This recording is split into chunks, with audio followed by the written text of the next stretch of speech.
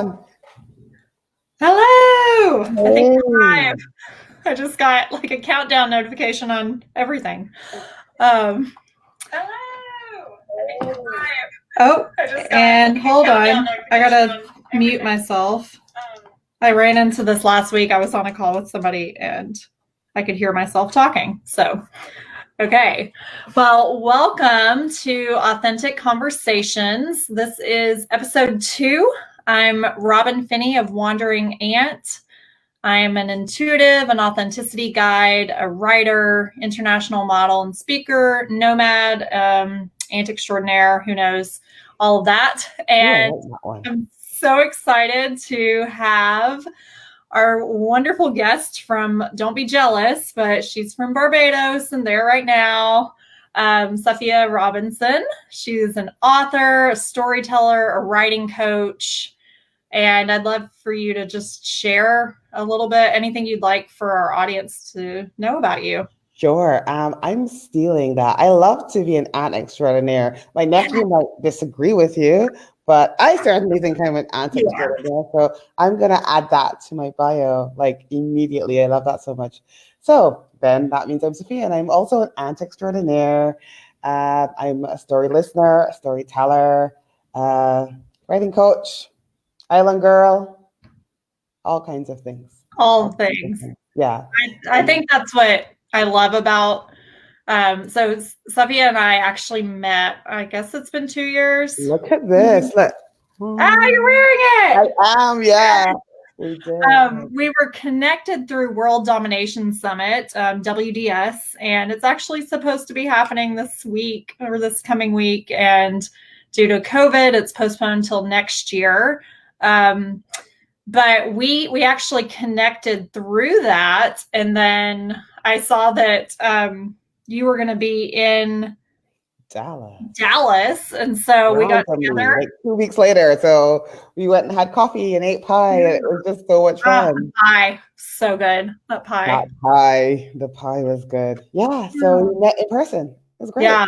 It was so fun. And then, yeah, we kind of just hit it off from there. And I've just been, I think I was sharing that to share, like, we kind of just clicked, and in the sense that you can't really fit either of us in a box. It's kind of like we have all these hats that we wear. We have all these random titles and different things that we're always doing. And I think that's what kind of attracted me to your energy and just who you are. Yeah, I don't do boxes. Yeah. No boxes for me. So I'm totally with that. So yeah, it's been fun. I love it when virtual friendships become, move on to real life and you actually get to know people in person, because it's so different to just getting to chat to them online. So I really enjoyed that. That was good.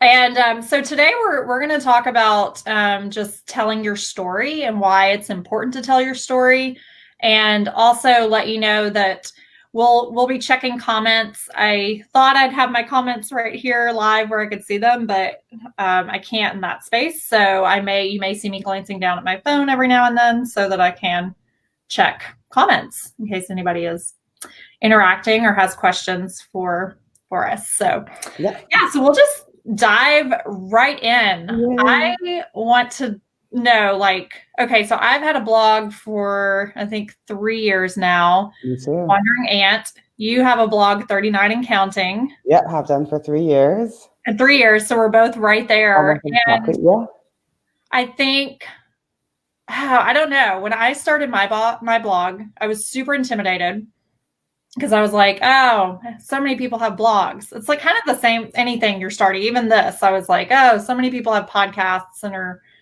doing live videos and everything. And you kind of just have to move through it and just say, so what? Nobody else has your voice, your story, and just do it. And when I started my blog, I named it Wandering Ant, which I still love the name, and I'm still kind of very attached to that. But really, I thought, I love travel, and I love my nieces. At the time, it was only nieces. Now nieces and nephew. And I thought, I'll just combine both of those. I'll talk about travels and talk about being an ant. And it totally 360'd. I still, yes, I highlight, that's the who I am as an aunt. And if you go to my Instagram stories, you can see more of the day-to-day interaction. But my blog kind of took its own life of like a different form and turned into more just writing about experience and what life is teaching me through whatever I'm going through. Yeah. And so I'm curious, with your blog, when you started, did you kind of have a clear vision of what you wanted with it? I had an absolutely crystal clear vision. And the beautiful thing about writing is that it does have a mind of its own. And good luck trying to control it once you start writing. And that's almost one of my favorite things about writing, is that once you start doing it, anything you start to write, it starts to take on life of its own, and it kind of almost has its own existence. It becomes its own thing. So I started with a very crystal clear vision. I was about to turn 40, and I know this is going to sound a little bit morbid, but my mom passed away before she was 40. And I always had this fear that I wasn't going to live to be 40. I don't know why, but I mean, I'm well over that now, so that's fine. But I just always had this fear. So when I was coming up to the age of 40, I decided I'm going to write this blog, and it's going to be like the 39 lessons I learned before I turned 40. And that was what it was going to be. The 39, it was called 39 and Counting, because even though I called it 39 and Counting, I thought, maybe I'd do 40 lessons or 41. Like, I never thought I would still be blogging 3 years later. I never thought I would be writing books and coaching. Like, this is a complete surprise to everybody, including me. Yeah. And I started it, I started it wanting to write about the life lessons I learned before I turned 40. I only knew what about 12 of them were, but I was convinced that it'll be fine. I'll think of some more. And I still write life lessons now. Actually, my writing has gotten a lot better, thank God. Because sometimes I look back at those posts and I'm like, ooh, ropey. But yeah, same with mine. It's been a fun ride. It's been a really fun ride. So I would say I actually love writing about everything, and it's kind of almost tripped me up a little bit, because everybody keeps telling me, well, you can't write about everything. You have to write about this or that, especially if you're a coach. It's like, nowadays as a writing coach, quite often I write about writing, and people are like, I remember I told someone a while ago that I wrote a book, and she was like, I bet it was about writing. And I was like, oh no, it wasn't. Like, I'm not convinced I'm ever going to write a book about writing necessarily, but I love to write about everything. And I love that I still get to do that. That's the fun of being a writer. Well, and I think that goes back to the beginning of not being in a box. Yeah. It's like, I think I kind of was the same thing. It's like I was boxing myself in at the beginning by saying like, oh, I'm going to write about these two things. And then my life was just kind of evolving and going a different direction. And I realized, I'm like, you know what? I want to write about whatever I'm going through in the moment, and learn pretty much my life lessons that I'm experiencing through that time. And hope, I always say when I write a blog, yes, I'm writing for me. And at the same time, I always say, if there's one person out there who my writing makes a difference for, then I've done my job. I agree with that wholeheartedly. So yeah, I love that. And the thing about life lessons, I feel like it had so much scope. And I think that's kind of why I chose it to begin with, because then I was like, I wrote about baking, and I wrote about being an aunt, and I wrote about traveling, and I wrote about, like writing, and I wrote about that's the beauty of life lessons. You can kind of write about whatever you want. So even then, I think I still had an inkling that I just wanted to write about whatever I wanted to write about. And I kind of still feel that way to this day. Yeah. And that's the beauty of having your own space, platform, own blog. 1000%. It's yours. It's your platform. You can decide how it's going to go. And it's the same thing. It's kind of like even with my business, I think about that. And I don't even fit into a traditional, surprise, but I don't fit into a traditional business model. And I think it's the same thing as you'll attract the people who are meant to work with you and meant to read your posts and just kind of align with you, because it's likely that the people we're attracting are the people who don't fit in a box either. Agreed. The thing I find difficult is that business model thing, because I I know, like, there's some business models that I just know intuitively, like, that's not going to work for me. But I don't feel like I know what does. And it kind of feel like it makes it a little bit difficult for me, starting a business. But also, it'll be fine. Totally. It'll be fine. It'll be absolutely fine. I'm sure of it. I like to equate it to one of my biggest analogies in life is climbing a mountain. And I climbed a mountain almost about a year and a half ago. I was in Patagonia. And I'd been hiking for 4 days. I'd never done a multi-hike before. And on the last day, it was hiking to the top of a mountain. Yeah. And I was like, okay, I can do this. And my body was so tired and worn out. And I was probably about an hour and a half. And I also had to catch a shuttle that day. And so I was looking at the time and I was just like, I'm so tired. There's no way I'm going to make it. And I gave myself permission. I said, okay, you've already made it this far. It's fine. You can turn around. And then I literally walked just a few feet over a hill. And then there it was in the distance. I could see the peak. And I just thought, there's no way I've got to keep going. And so I did, and I ended up making it to the top. And then I rushed down and made it to the shuttle in time. And I ended up, I think, hiking 19 miles in 7 hours that day. So it was absolutely crazy. But I think about that analogy a lot, how it's like we just kind of start something. We may not know where it's going to go. And kind of just the parallel with life. It's like, yeah, you're starting a business and we're all at our own pace. It's like there were other people hiking and they were much faster than me. And then there were other people who were slower than me. And then there was one guy who we were actually at the same pace pretty much the whole way. Mm-hmm. And I think that's the same with writing. It's like, it's your journey and we're all kind of going at our own pace in that way. Yeah. And I think that was hard for me to accept with business. Like I was so convinced. When I started pursuing this idea of starting a business, it was, just when the lockdown had started for various reasons. I decided like I need to do this and, have another source of income. And I was convinced that by July, it would be up and running and consistently profitable with X amount of money every month. I was totally convinced of it. And when it didn't work, I was like, oh my God, I must be the worst. Like, I must be the worst. And I wish at the beginning I'd known that it wasn't going to happen so quickly, because I would have just done things differently. Like, I would have still done it, but I would have also put other contingencies into place, just because now I'm stressed out because it's almost July.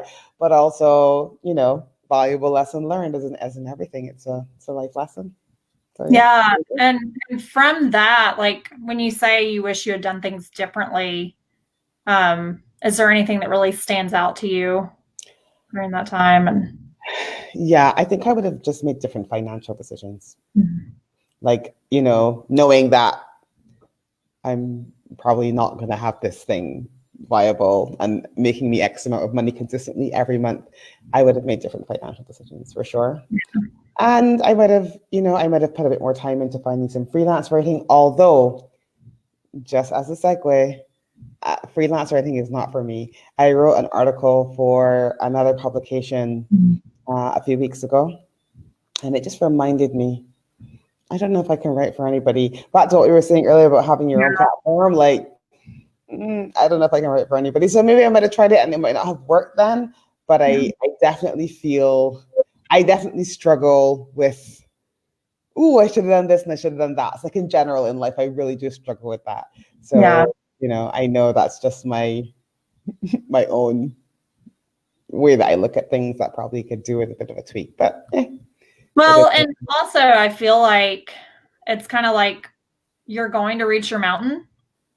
It's just maybe not on your timing or on my timing. Yeah. And it's, even if we take a detour on our path, it doesn't necessarily mean that we did anything wrong. And it's all learning. Like you said, you learned a lot from it. And I definitely have been in that same boat. I'm still kind of in that same boat with my business. And it's interesting. We were actually talking about this on a call the other day about kind of that space of being in the middle. Yes, we were. Like you've started, we've both kind of started already, and we have a sense of what it is that we're wanting to create and how we're wanting to create it. And then, so it's like to stop, maybe it's like we could, but then it's kind of like, well, I've already invested time So much into time and so much energy. Yeah. energy, and there are some good things that have come from it. And then you look at like people who have, quote, whatever you want to call, made it. And they're like, I just had my first 10,000K a month, and I'm making all this money now. And they make it sound like, oh, it just happened overnight. And it's, so it's just been, I feel like it's a dance between all of it, because there is like consistency, I know, is where I could definitely benefit from showing up more in that sense. Is I'm not necessarily consistent about posting all the time, but then at the same time, I'm kind of like, I think that's the business model part where I'm like, you're trying to get a feeling for what works for you. Yeah. It's like, okay, I may not be somebody who's going to post every single day. And at the same time, how can I still show up for my people and let them know? And it's the same thing with my blog. I've kind of run into that spell where I may be on it and like every month posting something, and then I'll have a dry spell for several months. And then it's kind of getting back into that. So I'm curious with your blog writing, and just your writing journey in general, like, do you have kind of a map or a plan that you follow with that? Or that is the worst. No, guys, like, don't listen to anything I'm doing, because I'm very, like, for me, I tell people, and I'm a big proponent of it, of people writing your way. Yeah. Right. So you have to write your way. I have to write my way. It is really that simple.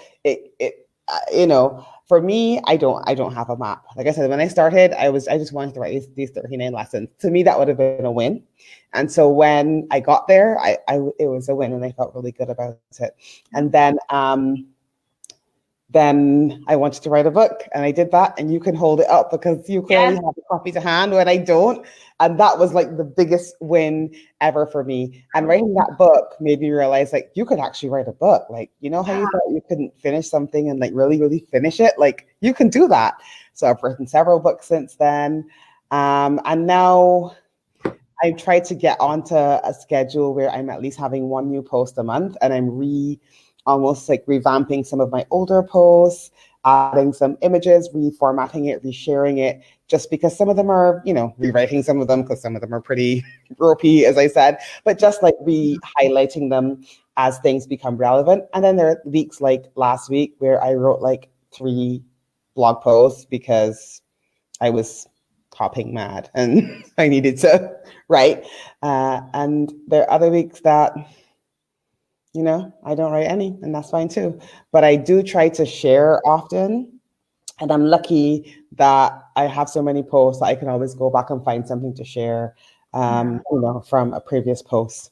And I also would love to write fiction. So right now I'm writing a fiction novel as well. So sometimes I have the space to write for that as well. So for me, writing is just one of those things that I love, and I really don't see it in the way that, oh, I must publish a blog post or whatever. It's not a must do, have do. It's like ooh, I've got another idea. Ooh, I've got another idea. Ooh, I've got another idea. And I do believe that creativity breeds creativity.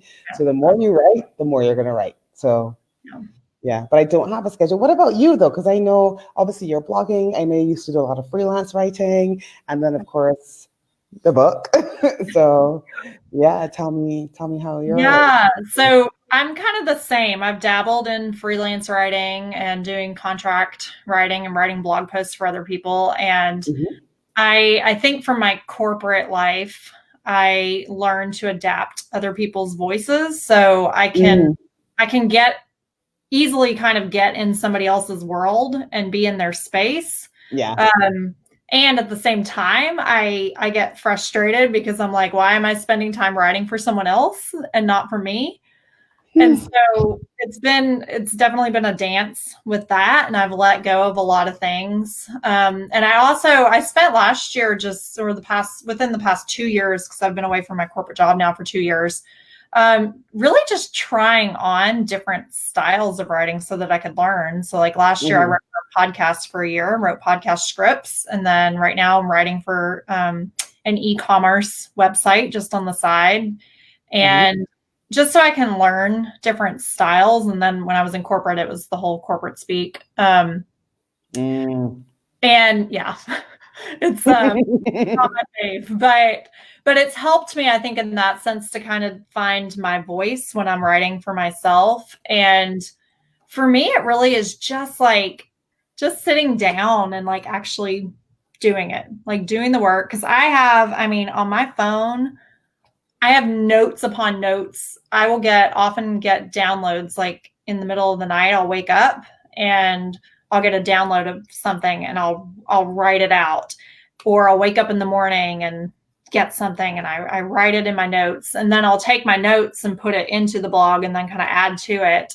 And that's kind of with my book, I finally got to the point where I was like, okay, stop talking about it. Stop telling everybody you're doing this thing until you're actually doing it. And I just started today. I committed. I'm in a writer's chat group every Monday. There's a few of us that have been talking for, I think, since October. And I finally told them, I was like, you know what? I got to just stop saying I'm going to do it until I'm doing it. And so this week I committed to actually printing off all of my blog posts. Yay. And I was in there earlier this afternoon and I was like, wow, I've actually written a lot. And then, wow, I'm actually a really good writer. Oh, I wrote. And it's so funny to me because it's like when I'm in it, perfectionism will just like come in. Oh, and I get so lost in my head. And then once I'm done and have taken some time away from it, I'm like, I actually think I'm a pretty decent writer. So it's just really interesting. And I was thinking, so I'm going to Colorado next week to spend some time in the mountains and away, and just nice. I'm so excited. And so I'm going to bring all my blog posts with me so I can kind of spend some time looking at them. But I love, like, one thing about your book, I love that you were talking about writing about everything, and the name of your book is Everything's a Thing. And it's so great. But what I love is just even in the beginning when you're talking about, but first, a word about fear. And you write about when you sat down to write the book, how something strange happened and you felt afraid. And then suddenly you started having like all these distractions come in and thinking about all the things, the sink full of dishes, the bookshelf needed rearranging, all these things. And then the voice in your head that just like, if we really give in to that voice, it really does stop us. Like, yeah. And it took me writing an entire book to realize that voice wasn't going to go away, and I just had to keep writing. I'm going to pause because I'm keeping an eye on the page, and I don't know if you've made it public because nobody on my page can see it. Oh, weird. Okay, hold on. Yeah, let's see if we can, because my friend just messaged me and she's like, I can't, it's saying unavailable. And I was like, no. Let me check. Check it. And if not, and then I can just invite her again. Yeah, bear with us because we're trying something new. Something new on this end. Guests. I wonder if I can.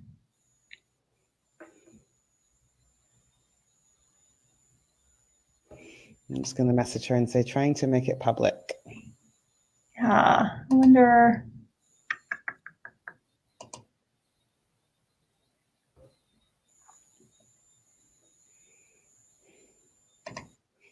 Yeah, I just messaged her.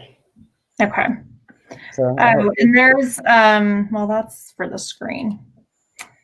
Yeah, this is my first time using this platform. We're not in Facebook. We're using something else. And yeah, it doesn't. Yeah. now that I probably should have done it from my page, because I think from the profile, it's not giving me the same settings. Okay. Well, not we'll have to do it again. She said thanks, but it doesn't look as if she can see it. So, Okay. well, you have to share it. Oh, let me share it to. Hold on. I'm going to share it to your page real quick, or share it to you. Yeah, I tried sharing it myself. I'm sorry, I'm just trying here again. I tried sharing it myself, and yeah, it didn't seem to work. Okay. Well, we'll continue on, and then this will be available, and I'll make sure you're tagged in it. So Perfect, that's fine. And I'll tag her, and she'll watch everything. That's fine. So, shall we continue? I will say though, I love your intention of printing everything out. Like there's something about having it printed out that makes it a lot more tangible. And in my mind, and I'm a very, like I always tell people, like I'm the sort of person. Actually, this is a perfect thing to tell you how I came up with the idea of everything the thing in the first place. I came up with it years ago, and I thought it was going to be a TED Talk. I'm going to write a TED Talk. It's going to be called Everything is a Thing. It's going to be amazing. I'm terrified of public speaking. Okay, like terrified. But somehow I get this idea that I'm going to write this TED Talk.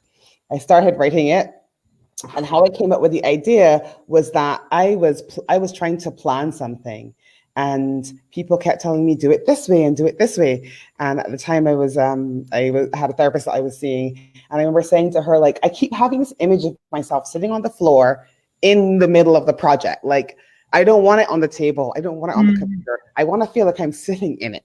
Right? Yeah. And I was like, is that a thing?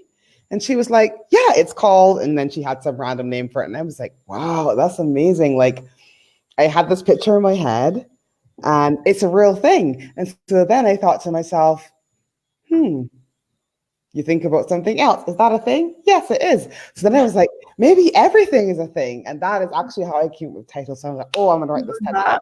I'm going to write this TED Talk. I sat down. I think I wrote 2 paragraphs. And then I was like, okay, I'm done now. I guess I wasn't meant to write anything about this topic. And I just kind of left it behind. Wow. And like maybe a couple of years later, it's like a whole book and a whole, almost like it's my whole brand almost. Like it's just so incredible how it was kind of almost meant to be something else. No, I'm not planning to do a TED Talk on it, but it was kind of almost meant to be. Maybe. I knew you were going to say that. No. Maybe. You never know. We will see. We will see. At least it's feasible and it's out there in the world. Yeah. The thing about that voice, it doesn't go away. But I'm somebody like, I really believe in different people's voices out there for the exact reason that I believe that we attract the people who wear different hats, because I think sometimes the narrative out there, like I don't know if you ever read a book called How to Be Everything by Emily Wappanick. No, I haven't. I know which book you're talking about though. Yeah, right. And when I read that, it was like, oh my goodness, it was so nice to hear a fresh view. Yeah. Right. That was not the one thing, do the one thing, focus on the one thing, be the one thing. I felt like that was such a dominant narrative. And then all of a sudden, I felt like, here's somebody saying something different. Here's somebody saying like, it's okay to be more than one thing. Like, oh my gosh, that's just. Well, and I think what I love is that it's unconventional. And I think that's perfect. That's why we were both at World Domination Summit, because it's very much about living an unconventional life outside of the box and knowing that there's not just one way to do something. And I love that when it's like by you writing this or you reading that, it gave you permission to know like, oh, I can actually do this how I want. And then you wrote your book. Yeah. And now you coach others in writing. And it's kind of like, when somebody stands out and says something that's a little differently and it sparks something and you connect, then you're like, it's almost like giving permission. They're like, oh, well, that person is doing it, so that means I can probably do it too. Yeah, So definitely. And if I tell you how I ended up at World Domination Summit, even that was about blogging. Like I feel like blogging has opened up so many doors in my life that I would never have expected it to open up. And like it's something I'm actually working on, like a small course about this now, and it's about the power of writing and sharing your voice, not just writing, but like writing and sharing. And I feel like blogging is is the key. Like it was the key for me. I'm not telling everybody to start a blog, but I'm like, find a way to write and release, find a way to write and share your voice. That's what it's gonna actually named it, but like find a way to write and share your voice. yeah. And I love, there was a question that came in, telling your story on paper or verbally, does the format matter? Does the format matter? I love oral histories. I love deep conversations. Obviously, I'm here having one now, and I totally believe, especially with, there are lots of platforms out there where you can tell your story verbally, and that's fine. But the thing is, I think there's so much power in writing things down, and also I feel like, how can I put this? So writing is for posterity. If I tell you my story, I've told it to you, you heard it, I may see you again, I may not, that's fine. But writing is posterity, right? Writing means that somebody else, out there is going to read my book and they're going to say, oh my gosh, like I read Emily Wapnick's book. Oh my goodness, I read this thing. It changed my life. Now I can go on and change somebody else's life. Writing allows the world to see something from a different lens. And I feel like that's so important now because, it was such a shock for me when I discovered that, like, a little while ago, like, history is only written by one type of person. All of the information that you learn, a lot of it is only written by one type of person. It might be an academic, it might be, some person who's got 20 PhDs, but like they've never lived a real life. And the lives of real people is not reflected in that. And I feel like the lives and the stories of real people needs to be reflected in the world. And I think that the best way to do that is to write it, because then it's there for posterity. So I'm such a believer, like I call it, I actually wrote a post about it recently called The Everyday Storyteller, because I want the voices of people like me to be out there, so that I can read them and be like, yes, if somebody like me did it, I can do it too. I want the voices of people like you to be out there so that they can say like, oh my gosh, Robin did it, I can do it too. And that's why I'm so passionate about people actually writing it and sharing it, because I'm like, I wrote a post the other day and like 600 people read it. There is no way. I'm going to drop the link into that after. Yeah, there's no way I'm going to ever have a conversation with 600 people. Maybe I would, but like, and it was shared, like, it's still being shared now. It's been shared like 25 times, right? And that is the power of writing and sharing. Yeah. It takes on a life of its own. And so that's why I believe in writing. Yeah, and I love, like, even going back to like the paper versus like doing it online on computer or whatever. Like I have a journal. I write in this thing like all the time. I will write downloads, and I look at it more for me. Like it's more of like a data dump, getting, like, I do a lot of times I'll do stream of consciousness writing. So I'm just like, just writing just to get it out of my head. And then through that stream of consciousness writing, then I'm getting a spark for, okay, this is something I want to actually write and put out to the world. Yeah, definitely. And then I'll put it in Instagram posts, Facebook, or on my blog. And I've been noticing that lately. It's like with my blog, I've actually been writing longer posts just on social media. Yeah. And now I'm like, okay, I can take those and put them into a blog and add more to it.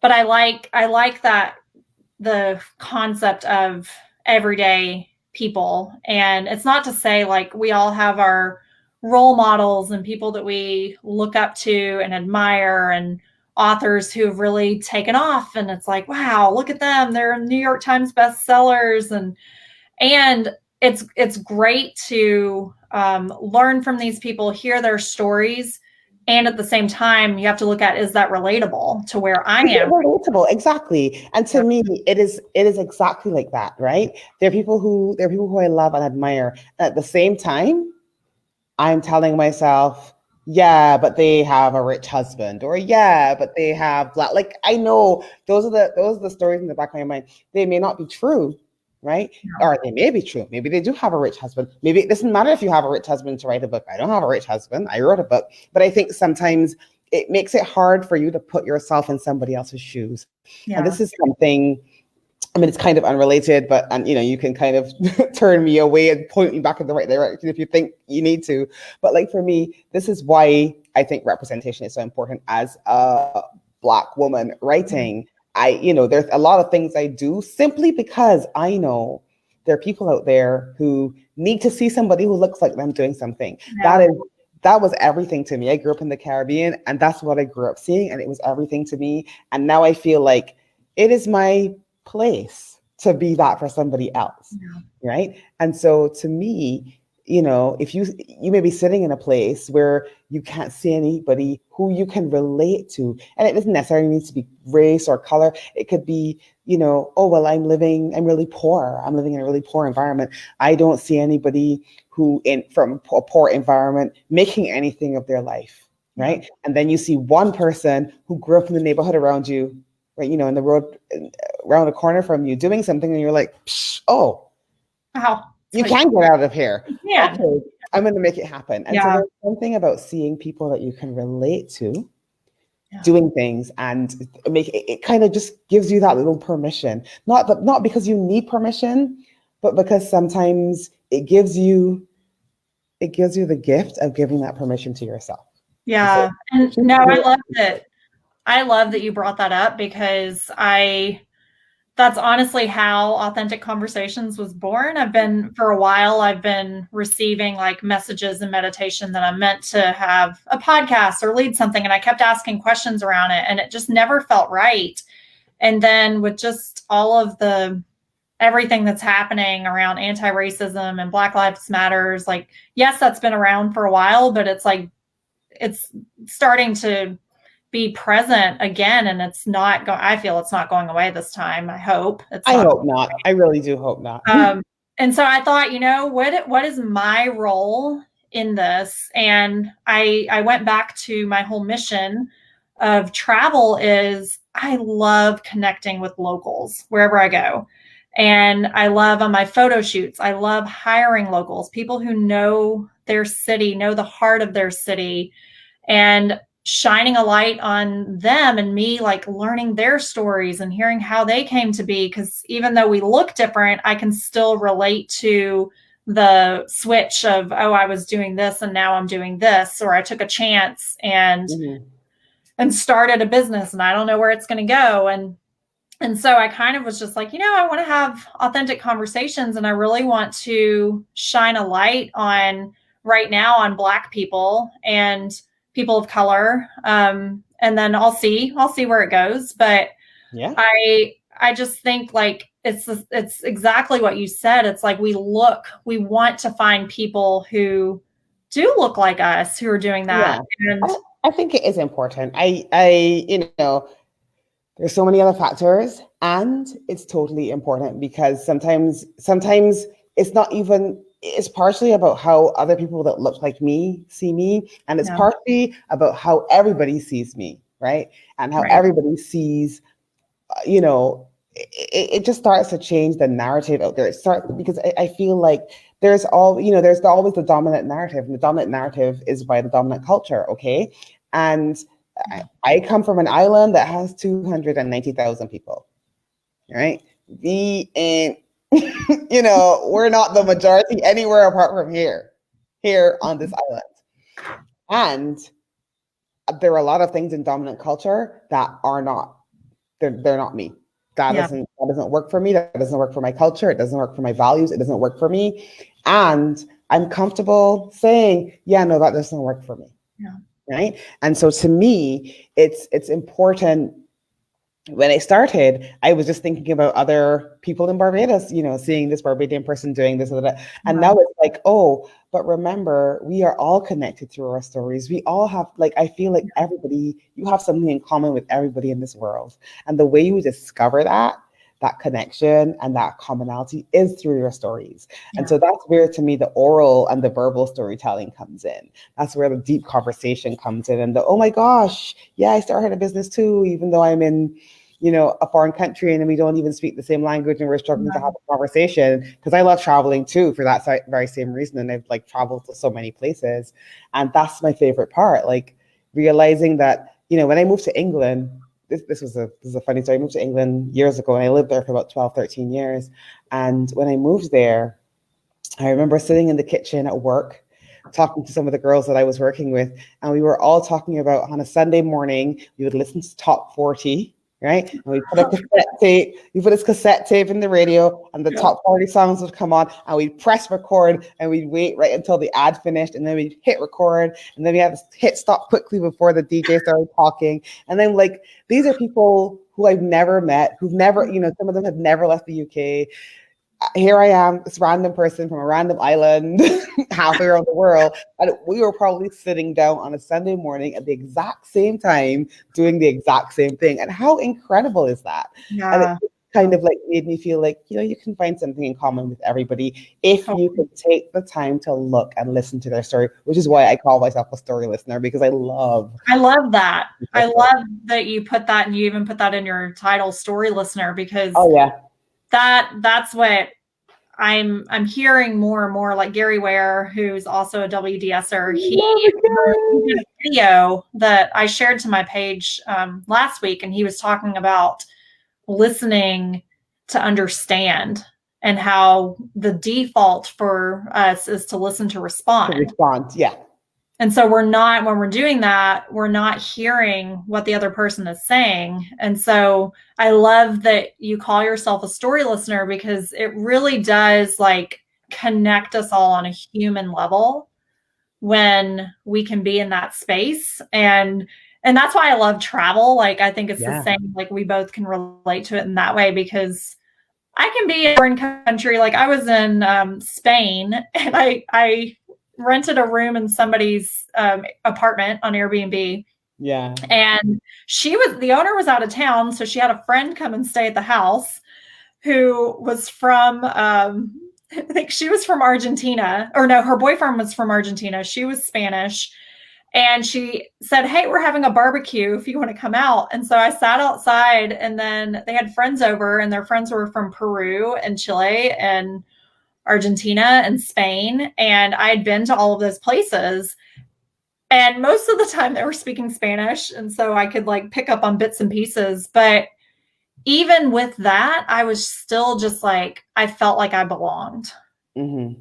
And the thing about communication, and this is something I was talking to somebody about last night, and it's something I've been so desperate to explore. I haven't found a way yet to explore it, because I'm interested in way too many things to be able to explore all of them. But one thing I've always been fascinated by is that when I learned, because I always tell people my day job, I'm highly trained in the use of sharp instruments. I'll leave you to guess what that is. But let people guess. But when I was a student, I remembered learning that 80% of communication is not verbal. Yeah.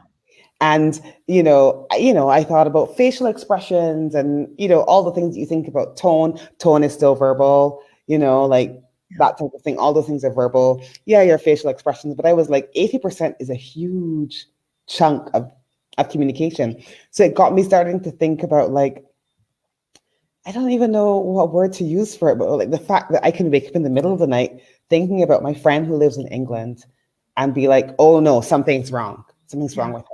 And I can call her and she'd be like, oh my gosh, you'd never believe what happened. And I'm like, oh my gosh, I knew there was something wrong. Right. And she's halfway around the world. Like, to me, that's communication right there. Right.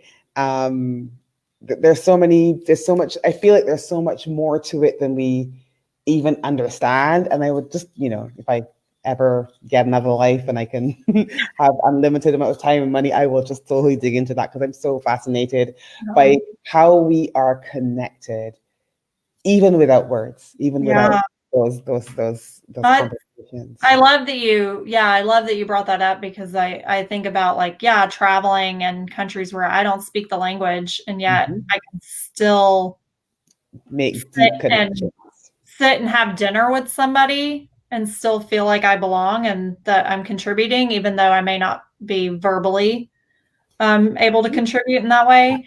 And energy is a huge part of that. And I think about like, that's what's interesting about, I feel that's kind of the dichotomy of writing, because writing is a form of communication and it can be translated so that it can expand across different languages. But then I think about like, you look at like, I try not to get lost in reading forums and people's comments on things and Twitter and all of that, because I feel like in that medium, people will say things that if they were face to face with the person, they likely wouldn't say it. But also, I think those comment forums lose context. And I found this has happened to me numerous times. And I'm somebody who's a writer. I am comfortable writing a long, juicy post and being very clear about what I meant. Yeah. If you read it and you didn't get it, well, there we go. Well, all right, no problem. But the thing is, though, is that I think sometimes those comments are almost like a soundbite. And I feel like you can so easily lose context. And so I can think of, I won't say what it is, but I can think of a recent example where people are talking about something that somebody said. And I looked at it and I was like you're reading so much into these 5 words, right? Like, you don't, maybe if you were having the conversation with this person, you would both leave it richer for the experience. But just having that soundbite almost makes it worse. So I don't wade into the comments very often these days. If I don't know you really, really well, I am not wading into the comments at all. I'm staying out because I feel like you know, there have been times when I've gone in and I've simply asked a question. And the truth is, I'm not American. I've never lived in the US. Yeah. Right? If I ask a question, it's because I genuinely don't know. And I've literally had people jump down my throat. How could you not know that? Blah, blah. I'm like, I don't live there. You don't know me. If I ask a question, like, it's because I don't know. I'm not, like everybody's not playing devil advocate. Sometimes people actually don't know. And so I was like, I'm not. I'm staying out of the comments. Unless I know you intimately well, you will not find me in your comments. Not unless you're just asking my opinion. Right. And I like that you brought that up because I think that's also just part of writing too, is it's vulnerable for me. Like, to me, it's more vulnerable to write something than it is to stand up on a stage and talk to people. What? I know, I'm weird. Are you crazy? I love public speaking. But it feels, to me, it feels safe because it's like, I don't know, there's like some magical barrier there. But then with writing, I feel like I'm like, oh, words can be misconstrued, or which is the same when speaking, but I don't know, it's different. And it's like, it's so interesting because I notice that with my writing, sometimes I'll get hung up on like one word. And today, perfect example. I'm like, I love that it's kind of like there's this whole thing a lot of people are saying, like, don't be afraid to speak up. Don't be afraid to use your voice and know that you're going to mess up. And I'm noticing just, this is my perfectionist coming out, and it comes out with my writing. It comes out with anything. And I just noticed that there was like one word I didn't put in, and I kept going back to my story on Instagram. I was like, oh, should I have put that word in? Do I need to go back? Do I need to edit it? And I'm like, no, it's out there. Who cares? If somebody has a problem with it, then they can talk to me about it. Yeah. So it's just, I don't know. It's interesting. And so I feel like, what advice or do you recommend for people writing who kind of do stop themselves from sharing their authentic voice? Oh, well, I will say two things, and I'm actually trying to find a post that I wrote that actually addresses just that. So I'm kind of like frantically looking for it, and I found it, so I might even read a bit of it in a minute. But what I would say, two things I would say. One is that I made a quiz, and one of the categories in the quiz is the perfectionist, and that's because like being a perfectionist, I call it the editor. Being a perfectionist and constantly editing, like it will stop you from making progress, right? Yeah. And the truth is, and I'm going to read it, right? And that's one thing I will say, how I got past some of the, like sometimes I'd write a blog post and I'd be like, I want to say this. And so I actually started recording audios for my blog posts, and they've been actually really, people have really enjoyed the fact that you can hear me reading it in addition to being able to read it yourself if you want. And so that does help with the tone and everything. And I don't have to be standing up in front of an auditorium full of people. So it's pretty awesome. But I talked about perfectionism, and I said, the finished product will not be perfect. Let us say it again for those in the back. Your finished product will not be perfect. This is probably the biggest thing I learned as I work through any goal or project. The end result may be good. It may even be amazing. It may be better than I expected and beyond my wildest dreams, but it will not be perfect. And the thing is, like quite often, it is beyond your expectations. It is beyond your wildest dreams, and you will not notice that. Yeah. If you are too busy looking for it to be perfect in the way you first pictured it. And that's why, especially with writing, I'm like, always remember that from the minute you put a pen to paper, the minute you write a word on paper, you have created a thing that exists outside your head. And things that exist outside your head don't necessarily bend themselves to what's inside your head. Those words will take on a life of their own. Yeah. And it's not, like I always say when it comes to writing, there's this lady whose group I'm in, her name's Emily Tamayo, and she always says, don't worry, it's not going to turn out how you think. Yeah.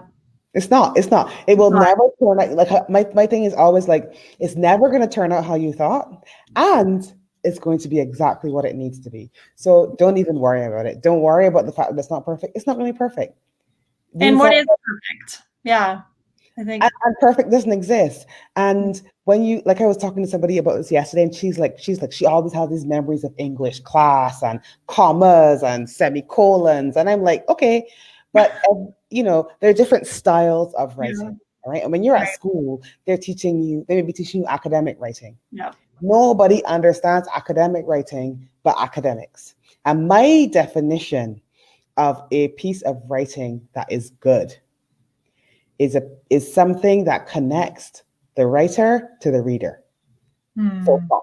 Yeah. Full stop. So if you wrote this perfect grammar, perfect academic, perfect commas, perfect everything, and the reader that you wanted to understand it couldn't understand it, it's not good. No matter how perfect it is, it's not good. Good writing connects a writer with the reader that you intended it for. I'm actually typing what you said to put it in the comments. That's great. Yeah, it is, right? Yeah. And if you're connecting with the reader you intended it for, it is good. Yeah. Right? It could be perfect grammatically, whatever, and it might not connect, and then it's not good. Like good is relevant. It's relative, sorry, but also think about why you wrote this thing in the first place. You wrote it because you wanted to connect with somebody. If you've done it, it's good. It's perfect. Leave it alone. And it reminds me too of like going back to your why. Yeah. Why are you writing this? Absolutely. What prompted you to write it? What prompted you to tell this story? And I was thinking so part of my business is I do these deep clarity sessions. Mm-hmm. And they're intuitive sessions, and I'll often use oracle cards as a tool to support whatever it is that somebody's wanting to know.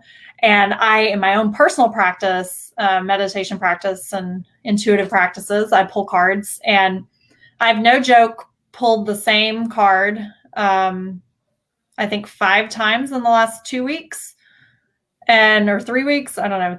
lost track of time, but it's called Bring It Into Form. And I actually wrote it on my, I have a whiteboard in my room, and it says, I release any fear that they won't live up to the perfection of my ideas or fantasies. I give them permission to become what they want to be in service to life. Yeah. And that is, to me, that is everything. I think like you need to let your story, as soon as you start writing it, let it be what it wants to be. Yeah. Let it be what it wants to be. Let it be what it wants to be. It may sound strange because you're like, that's my story. That's my experience. I lived it. But like, it may have a different, depending on how you tell it, it may tell a whole different story. So just let it be what it wants to be. And I feel like that is the best gift you can give your writing. Don't try to make it perfect. Don't try to make it perfect. Don't try to make it about, because I've noticed that too. That's something I've let go of too, is when I'm writing personal stories about my life, I've had to tell my parents, like, hey, letting you know I'm writing this, and it's not a reflection of you. It's my perception of what I went through, and I'm telling the story through my eyes and through the eyes of the child and what the child experienced. Yeah. And so I think that's even part of it too, is when you're telling your story, we can get lost sometimes in worrying about offending those in our life that we might be writing about, or saying the wrong thing, or even those who are not in our life when we're writing.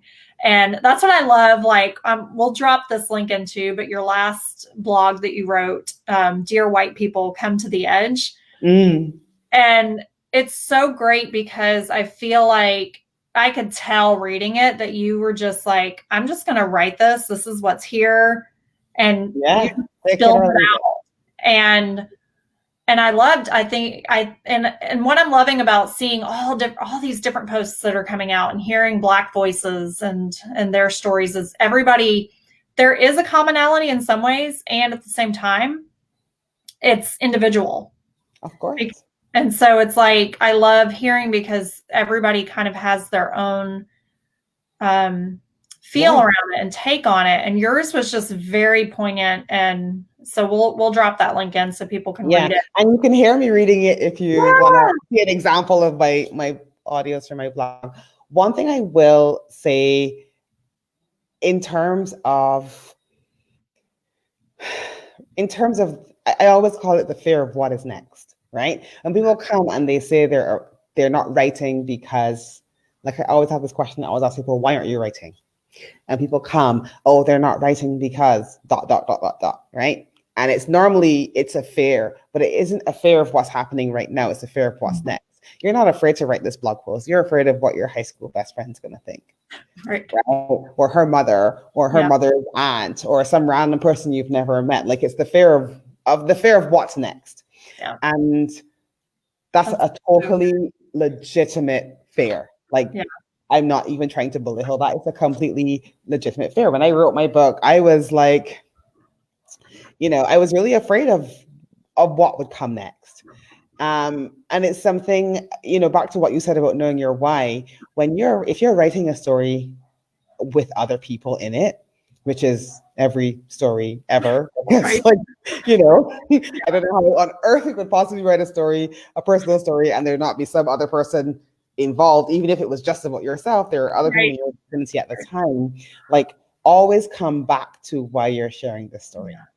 Always come back to saying, I am sharing this story because I want somebody else who's going through this not to be alone. So the story isn't actually about that other person. Right.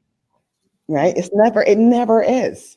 And if it is, like, just message me. We have to have a different conversation. But most of the time it's not, and that's fine. Right? So I always say, like, no one's looking over your shoulder, because most of the time no one is. And if they are, message me. You have a different problem. We'll talk about that.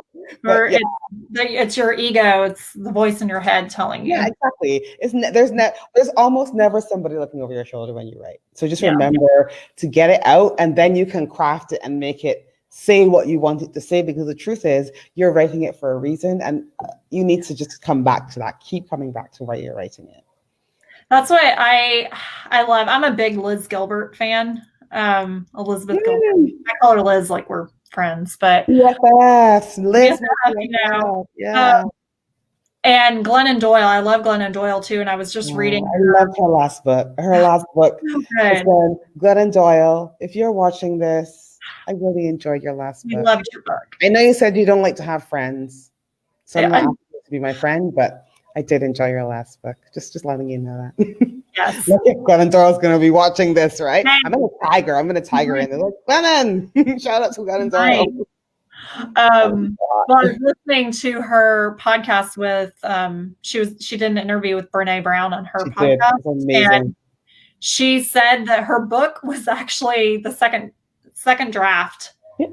And she had handed it to she went for a getaway, and Liz came and was with her for a few days, and she had to read the book, and then she came back to her and she was like, what do you think? And Liz was like, no, this is not you. This is not your voice. This is cookie cutter. You're writing what people want to hear. You need to write what you want to write. And so she scratched the whole thing. And now I'm like, I can't imagine there being another version because it was so raw and authentic.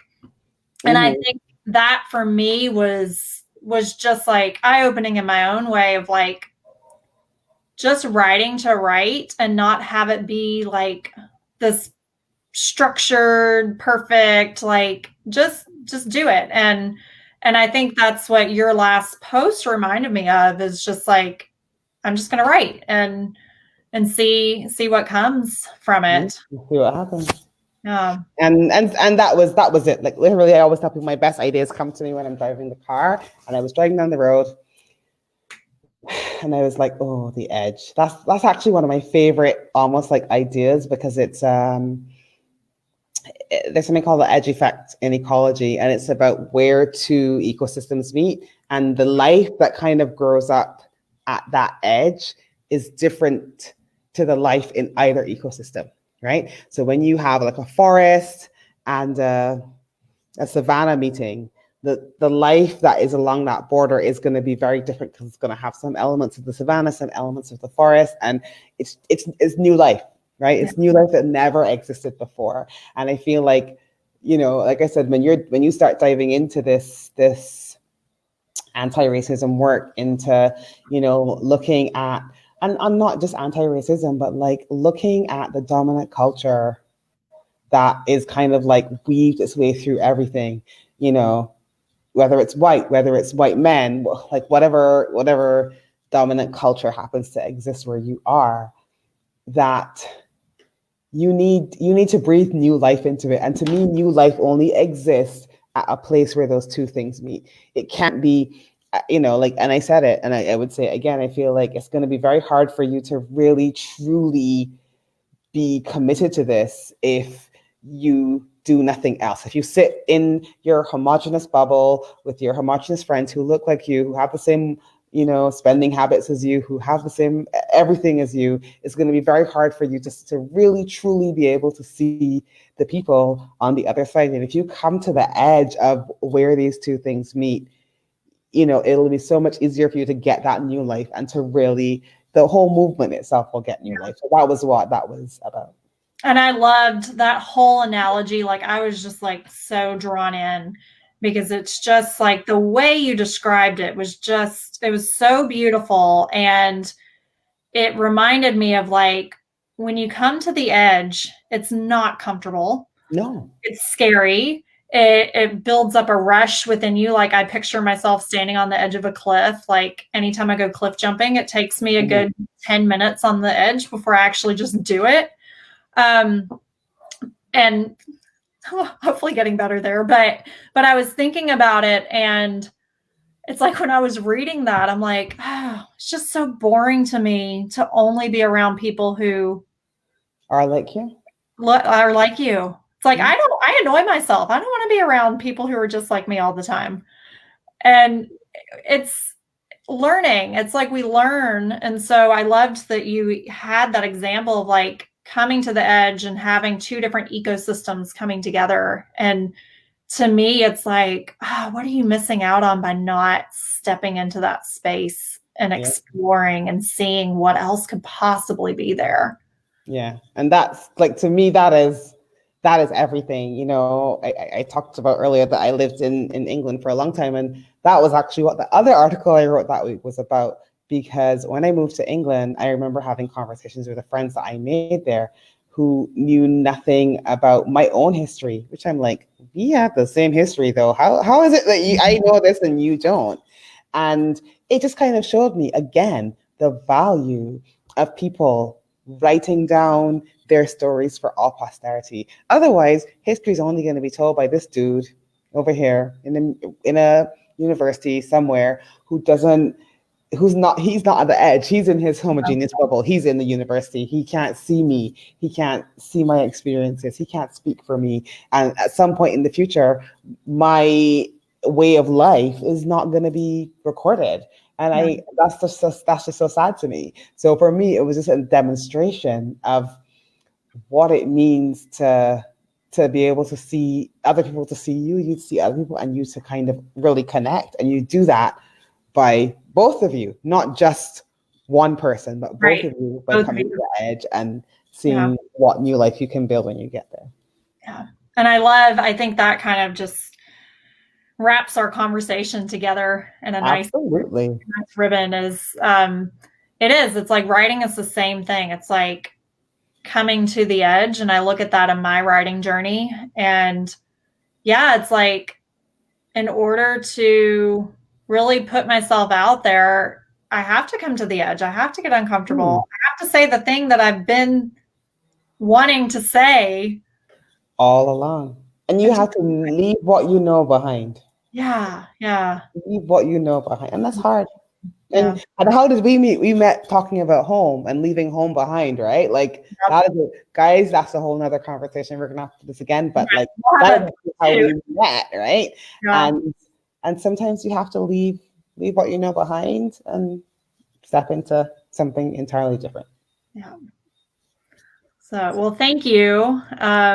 I love that. I think that's a beautiful way to wrap it up. And I love that this was all like I'm learning. And so next time I'm like, okay, maybe I'll try it on my page so that you can share it. But I would love after this, if you can drop in, people were requesting the link to your book, the link to your blog. I want to drop in your blog and then also to your quiz. So my quiz, I'll drop the link to that. And like, I'm starting another group writing circle in July. And so if you don't mind, I can drop the link to that. And if anyone wants to know about it, just shout me, give me a shout. I love connecting with new people. And I don't believe you should write alone, by the way. That's why I do group writing programs, because you should never, ever, ever, writing seems like it should be solitary, but it totally isn't. Never write alone. Come and find your people, and your people might just be my people. So come join me if you like. Yeah, I love that. And this is just like a small taste of what it is to be with Sofia. It's like such a joy. Yeah. I always just am so lit up when I'm in your presence and talking to you. Same here. Yeah. I'm so glad we met. So thank you. And please check out her work and support. And I would love to hear, just drop in the comments and let us know if you have any feedback or questions so that we can come back and take a look. Okay, perfect. Thanks for having me. Good night, everyone. Night, everyone.